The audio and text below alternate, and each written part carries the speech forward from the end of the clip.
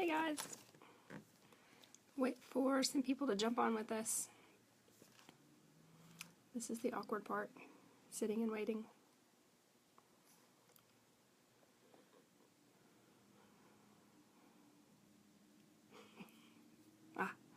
Okay, I'm not alone now.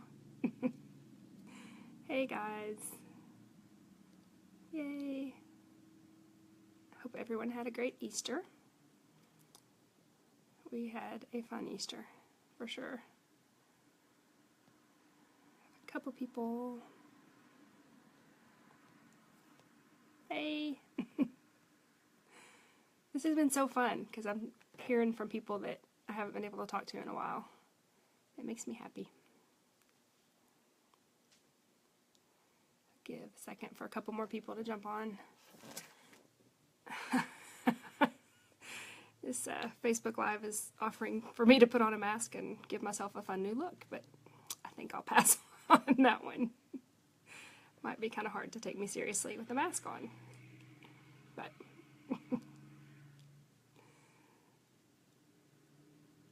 how's everyone doing? Looking forward. Oh, yay! Me too. I'm actually excited. As awkward as this is, I'm excited about it.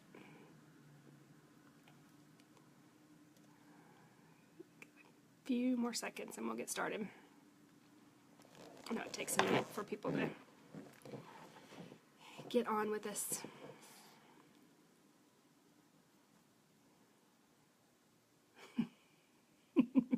May just be us tonight, but that's fine.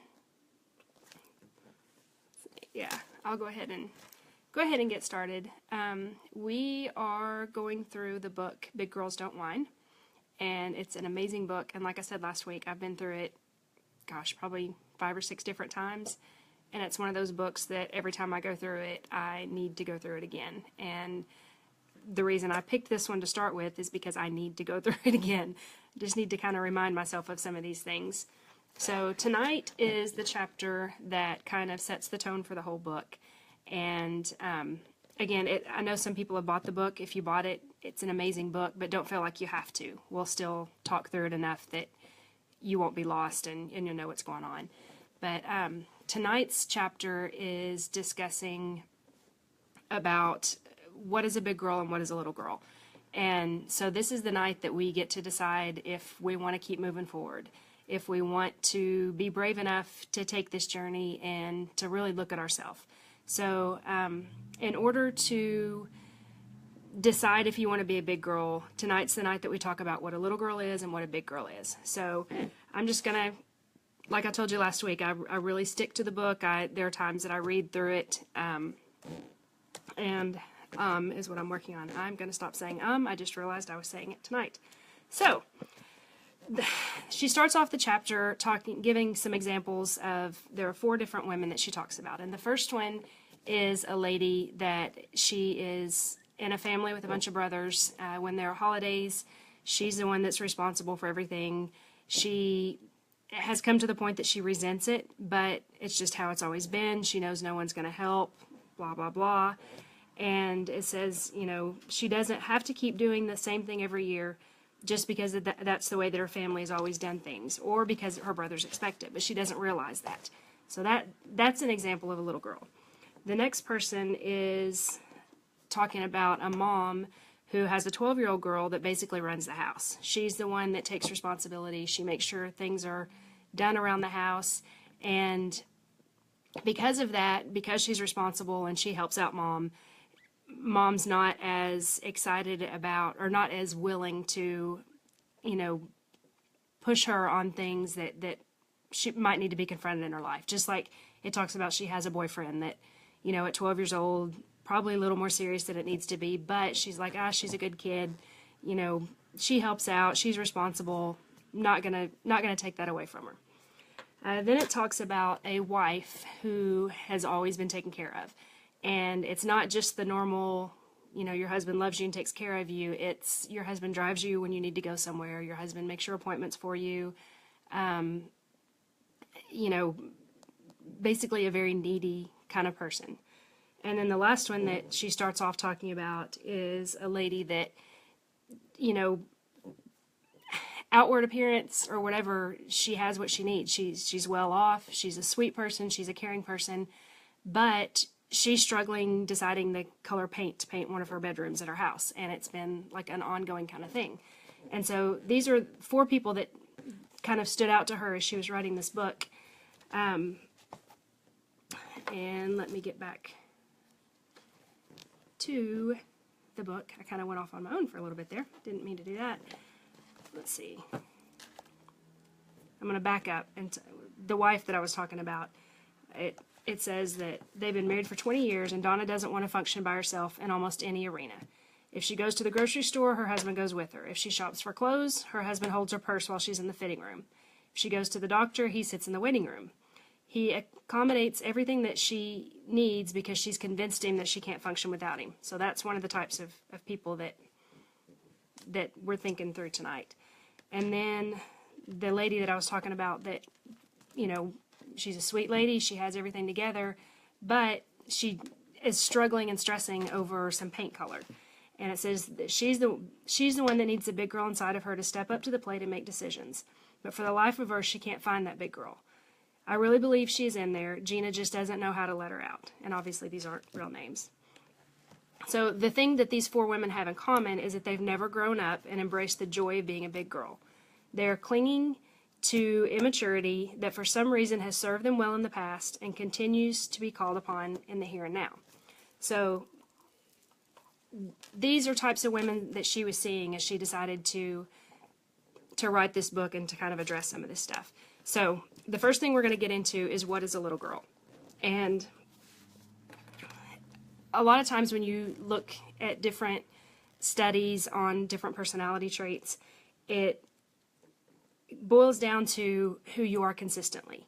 And you may have, you know, you may have some good things about you. You may have some things you need to work on, but who are you consistently? And that's what we need to think through tonight. And another example that she talks about in here is a grandma that basically everyone has to walk on eggshells when they're around her because they don't know what kind of mood she's going to be in. When she's fun, she's fine. When she's not, you don't want to be around her. And she just basically holds everyone hostage by the fact that she doesn't have the big girl traits, even though she is a grandma, to take care of her family. Her family has to take care of her. Let me get back. I'm getting totally off this, switching between my notes and my book here. So, as we go through this, if you find out that you have certain characteristics, you will consistently respond to life situations in certain ways. The key word is consistently. A big girl is consistent in the way she responds. You don't have to wonder what she will say or do. You don't have to worry on pins and needles about what kind of mood she will be in. You know that you can count on her. The little girl is inconsistent in her responses to people and in life.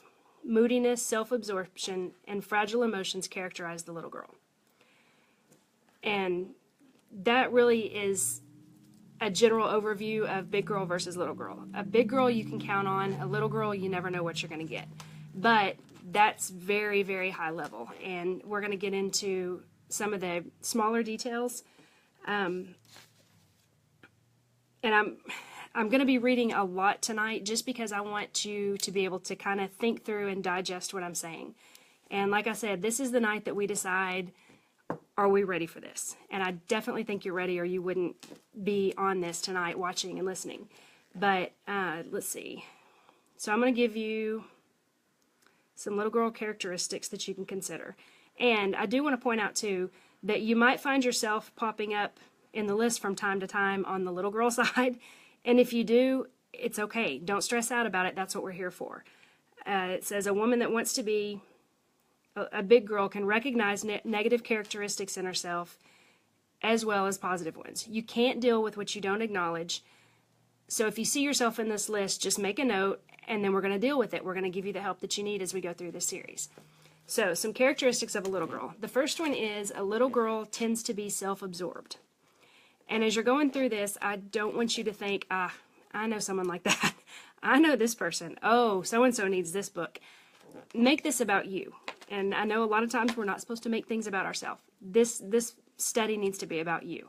So, The little girl tends to be self-absorbed. She is generally unaware of others' feelings and inflexible when it comes to accommodating others' needs.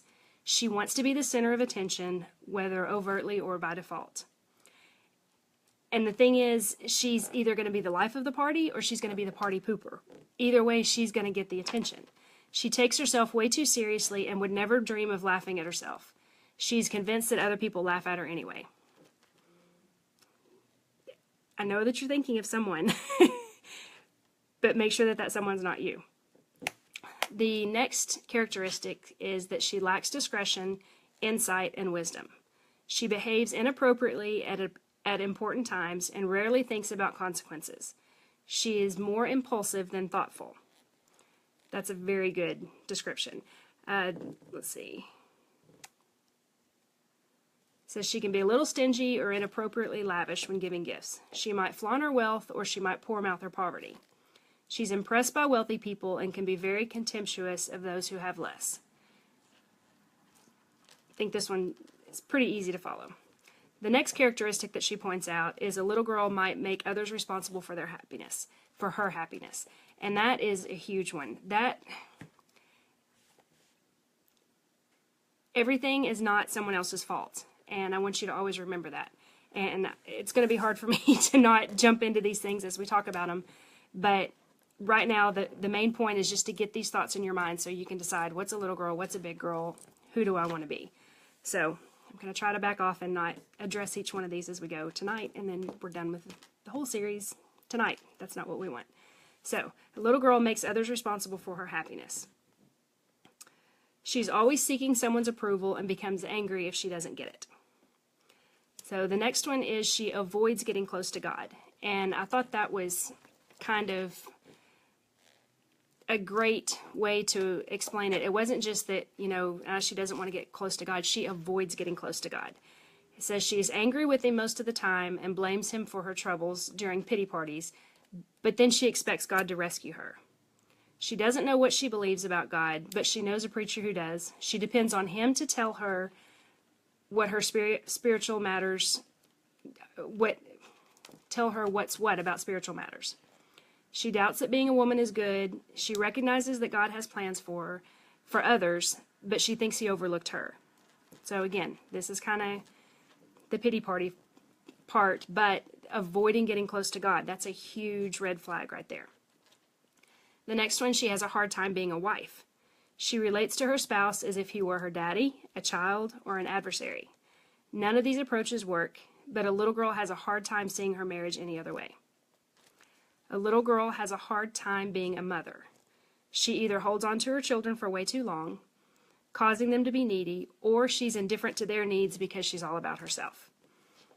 She either lets her kids run wild, or she restricts them far too much. Basically going to extremes here. There are two more. This next one has a hard time being a good friend. And this is the thing that I guess I see most in adults that are still little girls. And the thing that kind of, I guess, hurts my heart the most, because I feel like we are supposed to be here to encourage each other and lift each other up. And if we can't even have a healthy friendship, it's really hard to do that. And I think that a lot of us need that. I think a lot of us are missing out on that because women are not ready to give up the little girl ways. So, has a hard time being a good friend. She can smother her friends, or she can cut them off for minor infractions of her rules of friendship. She uses up one or two friends at a time, exhausting them with her expectations. Then the last one about little girls. A little girl takes a cynical approach to life and the future. She believes her life is to be of little value and often sees her future as quite bleak. And that's very, very sad because there's so much more. So just to wrap up the little girl thing, it says, obviously the typical little girl woman doesn't exhibit all of these characteristics all at once. But those that she does display are usually pretty typical of her. Those are her sticking points. The little girl thoughts, reasoning, and self-talk that she clings to are the roadblocks to her growth. So, that's a little girl. Those are the things we don't want to be. Those are the things that are frustrating when we see them in other people. So, let's move on. What is a big girl? Unlike a little girl, a big girl knows who she is. She loves the woman that God created her to be, and she's willing to grow up and to keep growing up. And that's the key. A big girl realizes that she is becoming. She never, and it's not a discouraging, oh, I'm never going to make it, but she never thinks, okay, I've arrived. I'm exactly who I need to be. God created me to be this person. I am perfect. I'm there. That's not what a big girl is. She gave just a couple of examples, and this one really stood out to me. And she calls her Sherry, and she said she's one of those big girls. She's a single mother in her 40s who's responsible for her own 2 children, as well as her sister's 3 children. And I'm going to read this to you because it's just a really cool story. She works as a cashier in a restaurant. There's nothing glamorous about the circumstances of her life, yet because she is living life as a big girl, she radiates an inner beauty that is attractive to all who meet her. She is known for her steady, joyful encouragement of others. And this is the thing that really sticks out to me about this example. It says, few people know Sherry's story, and no one would know by her demeanor the huge life assignment that she has. Being handed a weighty responsibility that she didn't ask for has given her the opportunity to find out what she's made of and to live with full confidence in God as only a big girl can. Sherry allows the big girl inside of her to live every day. It's her choice. It's her joy. And that's the thing that before we even get into this, I want you to realize this is your choice. If you have more little girl ways than big girl ways, you're choosing to have those little girl ways. And that's a lot of times that's hard to kind of swallow and hard to admit, but it's your choice. We don't automatically grow. We choose to grow, or we choose to stay in a state where other people take care of us, other people avoid us, other people, whatever. So let's get into the big girl characteristics. A big girl cares more about others than herself. And that's a huge thing, a huge identifier of a big girl. It says she is sensitive to others as well as to their needs. She is flexible, caring, and kind. She is generous toward those that have less than she does, and she doesn't patronize those who have more. And I think that's awesome, because that's, as women, and I kind of talked about it last week, there's that competitive thing that for whatever reason is bred into us at some point along the way. And it's okay to be happy for people that are doing well, people that are doing, what seems to be maybe better than you. It's okay to be happy for them. And that's a huge characteristic and way to tell that someone's a big girl. So, next, a big girl possesses remarkable discretion, insight, and wisdom. She is sensible and reasonable. Her advice is generally sound and reliable.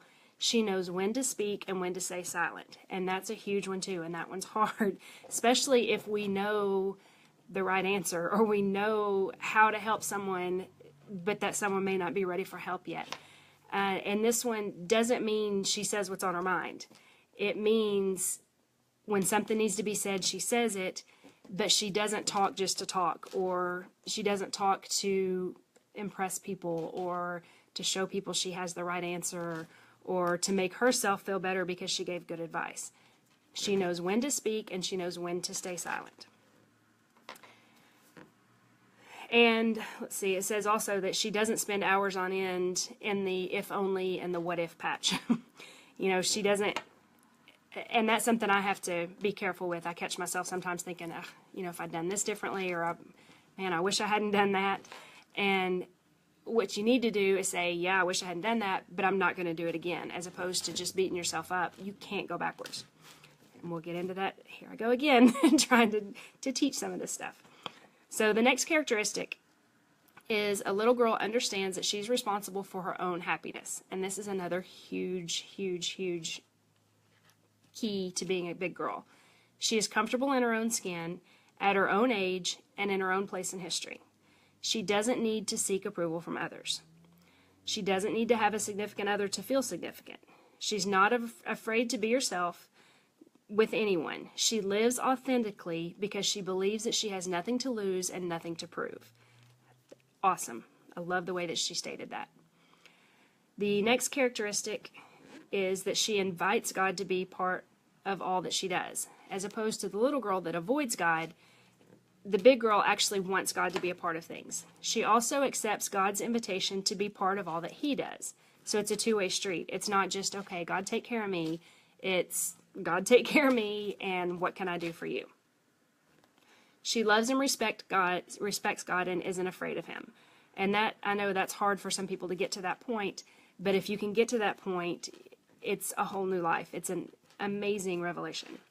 She's comfortable with God, whether her days are good or bad, which you're going to see later. It's not about feelings, it's about choices. Let's see, a big girl embraces her role as a wife. She treats her husband with respect, but she doesn't put him on a pedestal off of which he will surely fall. She understands and honors the role that she and her husband play in the marriage. She knows that these roles are part of God's plan, and she knows that they work even on days of wishing that he had another plan, which is hilarious. Okay, and big girl understands what it means to be a good mother. When she becomes a mother, she accepts that she's a mother and the child is the child, and that's huge. She doesn't try to make her kids responsible for things they shouldn't be responsible for, including her happiness. She didn't have kids to impress other people. She didn't have kids to make herself look good. She had kids because she wanted to have kids, and she wants these to be amazing, productive people. So it's not about her, it's about them. Let's see, a big girl delights in being a good friend. She knows how to have a friendship without the bondage of hyper expectation. And that's huge. And giving away something, but when we get to the chapter about friendships, the thing that I love the most is that she knows how to share her friends. She's not possessive, but she knows that if they're really your friend and you have another friend that you like, maybe they could be friends too, and maybe they would enjoy each other without having to feel threatened of, oh my gosh, they like each other better than me. It's stupid stuff that we get in our heads as kids that a lot of women just don't get past that. So, then the last characteristic that she brings up is that she sees her life as valuable but fleeting. She looks to the future knowing that she will leave a legacy, whether good or bad. And that's something I really want you to think about this next week is what kind of legacy are you leaving? Is it a good legacy or a bad legacy? But you're going to leave a legacy. So, these things these characteristics that we've gone through, it says, does it look like the person that you want to become? If so, then we'll spend the rest of the book talking about how you can grow there from where you are today. It's not something that you have to say, oh, this is too overwhelming, this is too much. I want you to see the thing, I want you to pray about, God, what do you want me to work on? And as we go through these things, I want you to work on them. I want you to put that effort forth. I want you to not be afraid. However you feel about yourself right now, if it's not a positive thing, if it's something that, we all have stuff we need to work on. And I want you to be open to working on those things and not be afraid and, be afraid of change or be afraid of what if I'm not good enough? What if I can't make these changes? Every one of you can be a big girl because we were created to be big girls. We were not created to remain children. So, and I just, I want to remind you too that none of us have all the qualities operating at the same time. It's not like by the time we get through this book, we're just going to all be perfectly amazing and everyone wants to be us. No, if that's the case, we're doing something wrong for sure. So, she talks about little girls, talks about big girls, and then, she also wants to point out the fact that we don't keep growing automatically. It's not something that's just built into us that we don't have a choice about. We talked last week about God gives us choices. We can choose to love him. We can choose to not love him. We can choose to do what he asks us to do. We can choose to do our own thing.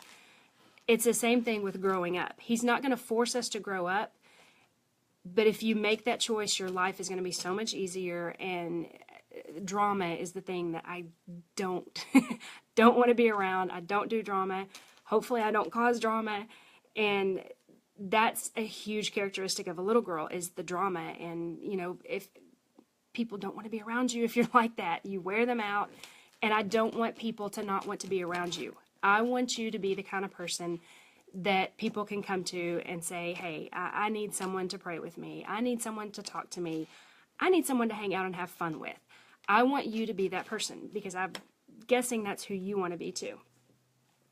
So she addresses the point of why don't we keep growing automatically.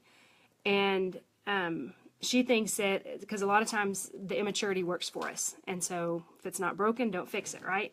So if you're the kind of person that you've made other people responsible for your happiness, and then you've trained them that way, or you've trained them to take care of you instead of you sucking it up and doing some stuff for yourself, it's working for you. But the thing is, the people around you are learning to resent you. They're learning to avoid you. And I don't want you to be that person. I don't ever want anyone to think that way about you when you have the choice to make the change. And if that's your habit, and if that's your reputation or whatever at this point, it doesn't matter. You can always change. We serve a God that is all about grace, all about forgiveness, and all about change. He wants us to grow. And no matter what you've done up to this point, you're still here, so you still have the ability to change and to make that choice. So I just want to encourage you, don't give up. And we're not going to try to swallow this whole book at once. Like I said earlier, I want you to pick what's most important to you. Let's work on that. Let's fix that. Then let's move on to the next thing. It's a process. And we say, you hear it said all the time, life is a marathon, it's not a sprint. So don't feel that you have to fix everything right now. Start working on what you can work on, and then move on from there. And once you get these things behind you, you'll realize that you can do the rest of it too. So, and I like to, it points out that we're a whole lot easier to deal with when we're big girls than we are little girls. And she gives and this kind of addresses the drama thing, but she has another bird example. I gave you a bird example last week. But it talks about, when the weather gets rough, the birds don't protect themselves based on how they feel. Do I feel like I want to get out of the storm? Do I want to do what the other birds are doing? It's not about that. During a storm, they take cover, they get the protection that they need to, and you're not going to see any of the birds during the storm.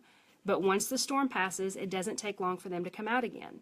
They're unscathed, undaunted, and grateful to be out and foraging for food again. Unfortunately, we go through storms. I mean, Jesus told us in the Bible, things are going to happen. But he's also told us you're going to get through it. I've already been there. I've already taken care of it. I, as in Jesus, not me. He's already taken care of all this stuff. He knew that you would go through these things. It's not a surprise to him. He didn't cause these things, because good things come from God, but he knows that we're going to face some of the stuff that we're facing. And so he's already prepared the way if we're just willing to listen to him and to get through it. Let's see. About to wrap it up. But it says, it talks about how maturity brings stability in your life too. And it says the stability of a big girl's life doesn't come just because you would like to have it. You must choose to pursue it. The pursuing might be difficult, and your choices, even though good, will have consequences. But often the hard choices are the ones that ultimately make life easier. And I think that's something that we tend to forget, or we don't want to believe is true. Sometimes you have to go through the hard stuff, but if you'll do it, it's going to be easier on the other side. And she wants to point out too, your happiness and fulfillment is linked to the way that you think. Emotions are feelings that originate with what you think. You may not like what other people do, but they can't make you feel a certain way unless you cognitively decide to feel that way. So I'm going to read a few of these comments, and then I have a few things to say just to kind of wrap it up and to kind of give you a little guidance for the next week. People talking about, I have growing up to do. I was a big girl, reverted somehow back to a little girl, got lots of growing to do. I'm with you. I'm telling you, I needed this book because I felt myself in some of these areas going backwards, and I don't want to go backwards. At my age of 71, getting my later years, I actually spent some time wondering what my legacy might be. Yeah, and that's the thing too. I'm 47, and I'm getting to that point too that I'm like, when you go to funerals and when you go to things, it's like, what are people going to say about me? Am I making a difference? Am I making an impact on people's lives in a positive way? And I don't want you or me or whatever to end up with regrets. There's no reason to, if we have the information that we need ahead of time, and we're getting that information, so it's not going to be an excuse anymore. But I want to read through some of these chapter titles for you just to kind of let you know what's coming up and the things that we're going to be addressing. And as I read them, if something just kind of grabs you or sticks out to you, start praying about that. Start working on it before we get there. That's fine. So chapter 3 is how a big girl speaks and how a big girl thinks. And that's key. If we don't have our mind right and our thought processes lined up with the way God wants us to think, it's going to be hard to pull this stuff off anyway. Number 4 is confidence for big girl singles. Chapter 5 is wisdom for big girl wives. And these things too, you know, if you're not single or if you're not a wife, you can still end up learning some things from this, or you can learn something that you can help someone else with. If you're single and you're not a wife yet, why not be prepared before you get there? If you are a wife, but you know people that are single, maybe you can help them through some of the things that they're dealing with once you have this information. So don't just totally tune out those weeks. You can still learn something. And same thing with Savvy for Big Girl Moms. May not be a mom yet. Maybe you're not ever going to be a mom, but you could still get some information that you can apply to other areas of your life or that you can help someone else with. Chapter 7 is freedom for big girl friends. Love, love, love this chapter. We're going to learn how to do friendship right. So, chapter 8, courage for big girls facing conflict. And chapter 9, stability for big girls in crisis. And really this is this other stuff leads up to this. If we can get our thought processes in line with God, if we can get some of this other stuff down, then we're going to be ready for when we go through a crisis, when someone else goes through a crisis. It's not going to be, oh my gosh, I'm panicking, I'm falling apart. It's going to be, God's got this. This is how we're going to get through it. And then chapter 10 is leaving a godly legacy. So it all kind of wraps up nice and neatly. Candace, can you show me the book so I can buy it? It's actually, let me see, it's on my iPad. So when I click into the book, you can't see what the book looks like anymore. It's pink. Yeah, there we go. Maybe you can see this kind of, sort of. Big Girls Don't Whine. And I was thinking through this too, and if I'm not able to address some of these things in the chapters as they come up, I may add a whole chapter of my own about big girls and social media, and big girls and communicating through our phones and through email and things like that, because that's something that wasn't as big of an issue when she wrote this book, but oh my gosh, we don't do this well. We just don't do this well, and I want us to do this well. And I mean, this is just another extension of how we communicate. It's another extension of our lives, and if we're going to say the right words and think the right words, we need to type the right words. And the whole thing about knows when to speak, knows when not to speak, knows when to type, when not to type. So we're going to get to that somehow, whether it gets worked in or we just add our whole own new chapter and we add to the book that's not ours. So the last thing that I want to do is I just kind of want to challenge you. Are you ready for this? You know, I want you to think through this. I want you to get excited. I don't want you to be afraid. But sometimes if there's a little bit of a fear, it's exciting too, because it's challenging you. You're not just doing something, you know, something that's not real hard and, oh, it's safe. I want you to do something that's going to change you. And so your assignment for this next week, first of all, is to just pray about, God, what do you want me to change? Because if you're working on the things he wants you to work on, it's going to be a whole lot easier because he's going to be right there helping you. And I want you to have a week of just being real. I just want you to be real. I don't want you to try to impress anyone. I don't want you to try to act how you think other people want you to act. I want you to be real. Now, if being real brings out something mean, brings out something ugly, then that's when I want you to work on, okay, the real is not what it needs to be yet, so I'm just going to keep my mouth shut. I'm not going to react. I'm not going to say things I shouldn't say. I want you to have a week of being real. And if you focus on being real, that's going to show you the areas that you need to work on. So again, if being real means that you're going to be ugly to people, just keep your mouth shut, but think about what is real. Who am I really? So, do you guys have any questions? I'll wait for a second.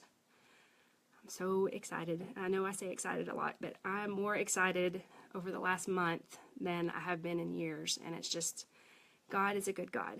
He's doing some amazing things. And I'm excited that you guys are on this journey with us. And I'm being so stretched and pushed out so far out of my box. It's not even funny. And those of you on here that know me know that this is, wow. I'm terrified, I'm excited, and this is just, it's a good thing. God has so many things that he's starting to show us, and plans for HCC and things that are going to be coming up. We just have to get it all organized and ready before we can share it. So I don't see any more questions, and I'm not going to take up any more of your time. I love you guys, and I thank you for being with us. And if you have something you want me to pray about, you have something you want to talk about, whatever, go ahead and message me. You can either do it through the Home and Community Church Facebook page, or you can go to my Facebook page, which is Stacy with an E-Y, Williamson Covington, and send me a message. I would love to talk to you. I would love to be there for you. And we're going to get through this thing. It's going to be fun. Love you guys. Have a great rest of the week.